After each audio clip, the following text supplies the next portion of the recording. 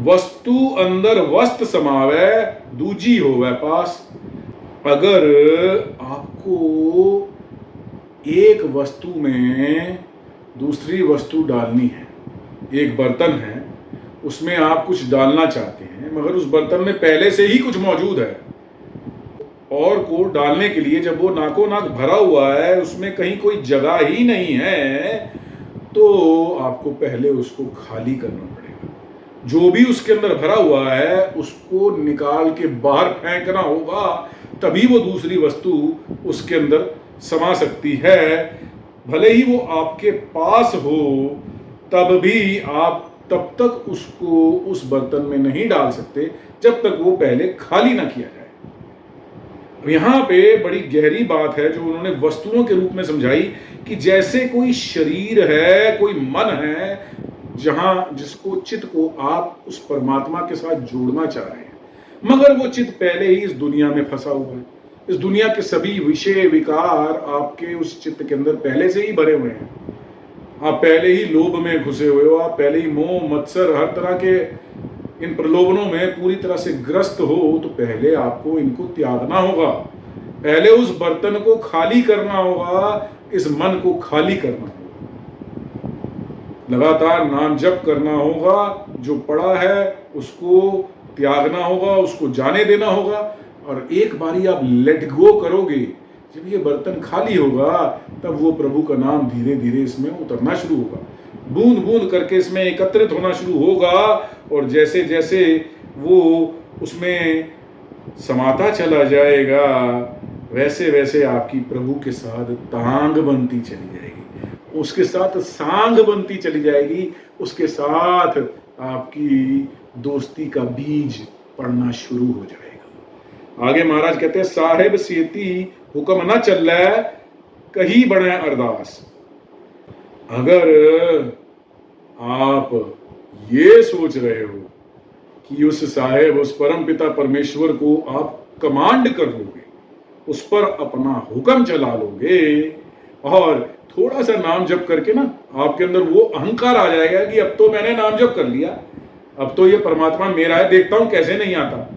सालों साल लग जाए ना, जब अखंड नाम जप हो जाए, उसके बाद भी जाकर के ये वृत्ति नहीं बनती। और हम तो 2 बारी वाहिगुरु वाहिगुरु बोल देते हैं तो ऐसा घमंड कर बैठे हैं जैसे हमसे बड़ा कोई भगत ही नहीं। तो ये उनके लिए है, महाराज ने बड़ा क्लियर कह दिया, साहेब सेती हुक्म ना चल रहा है, कहीं बने अरदास।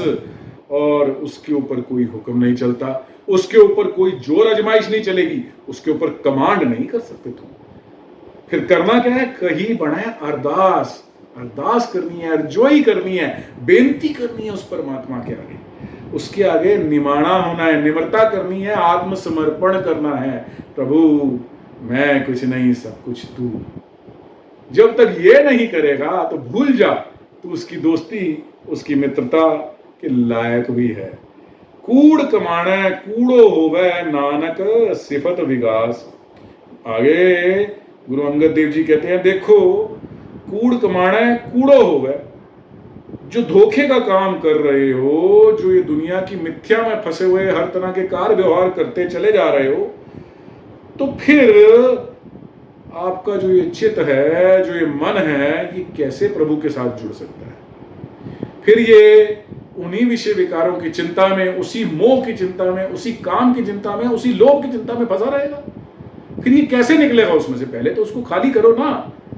मगर आप कूड़ में फंसे हो, आप कूड़ कमा रहे हो, कूड़ हो गए, फिर कूड़ हो जाओगे, फिर वहीं फंसे रह जाओगे, फिर वहां से निकल नहीं पाओगे आप।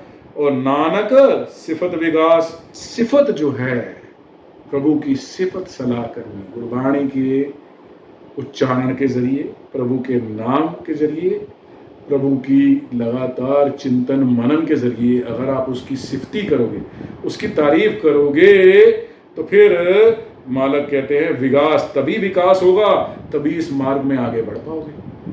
अगर वो विकारों में फंसे रह जाओगे, काम क्रोध लोभ में फंसे रह जाओगे, तो उसी में रह जाओगे। दोनों चीजें बता दी हैं, देखो रास्ता आपके पास है। गुरबाणी ये नहीं कहती कि इसको बंद कर ले, ऐसे कर ले, नहीं, कभी नहीं। आप किसी गुरु की वाणी उठा के पढ़ेंगे, किसी भगत की वाणी उठा करके पढ़ेंगे, कहीं भी ये नहीं कहा है कि ये करो ये मत करो। टर्म्स एंड कंडीशंस, बड़ी clearly specified terms and conditions हैं, आपको पूरा क्लियरली बता दिया जाता है ये करोगे तो इसके ये कॉन्सिक्वेंसेज हैं, और अगर ऐसा करोगे तो इसके ये कॉन्सिक्वेंसेज हैं। चॉइस आपकी है, क्या करना चाहते हो आप, बड़ी क्लैरिटी से।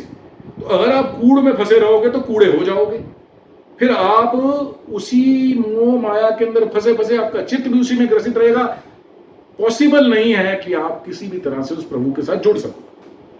और यदि आप उसको त्याग दोगे, उस प्रभु की सिर्फ सलाह में अपना चित्त लगा दोगे, पूरी तरह से उस मालिक की रजा में हो जाओगे, उसका नाम सिमरन, उसकी भक्ति और समय समय पे गुरबाणी का जाप करना शुरू करोगे, तो फिर वो सिर्फ सलाह करने से क्या होगा, विकास। फिर आप इस रास्ते पे, इस पथ पे आगे बढ़ पाओगे, फिर वो विकास होगा आपका, और फिर आप उस प्रभु के नजदीक होगे। आगे गुरु अंगद देव जी कहते हैं, महला दूजा, नाल याने दोस्ती वड्डारू स्यो नेव, कि ऐसे अनजान के साथ मित्रता करना, या फिर वडारू जो अपने से बड़ा है, औहदे में बड़ा है, किसी ऐसे तरीके से बड़ा है, जो कोई उसका लेवल है, कोई ऐसी चीज है जिसमें वो आपको बड़ा लगता है, उसके साथ नहीं हो, उसके साथ प्यार हो जाना, उसके साथ आसक्ति कर लेना। याने के साथ दोस्ती और बडारू के साथ न्यो, ये दोनों ही चीजें कैसी हैं महाराज, आगे देखो फिर वही कॉन्सिक्वेंसेस। ये करने से क्या है, महाराज कहते हैं, पानी अंदर लीक ज्यों तिसका थाव न थे। जिस तरह से पानी रख दो, उस पानी के अंदर आप पेन ले लो, पेंसिल ले लो, कुछ भी ले लो, या आप एक सुई ही ले लो, उससे एक लकीर खींच दो, एक लाइन खींच दो, क्या उसका कहीं कोई निशान दिखेगा? पानी के अंदर डाली हुई लीक यानी लकीर का क्या कोई था या थे, किसी तरह को कोई निशान, किसी तरह का कोई साइन, किसी तरह की कोई उसकी वजूद भी रहता है कि पानी के ऊपर आपने कोई लकीर खींची है? जिस तरह से उसका कोई वजूद नहीं है, ठीक उसी तरह से याने के साथ, एक अनजान के साथ, एक मनमुख के साथ की हुई दोस्ती और किसी वडारू के साथ लगाया हुआ, किसी अपने से बड़े औहदेदार के साथ लगाया हुआ नेह जो है, उसका कहीं पे भी कोई निशान, कहीं पे भी कोई था नहीं रह जाती। आगे महाराज कहते हैं, महला दूजा, होए याना करे कम आन न सके रास। अगर कोई अनजान है, कोई मनमुख है, कोई पूर्ण रूप से माया में ग्रसित है, भाव वो पूरी तरह से मूर्ख है।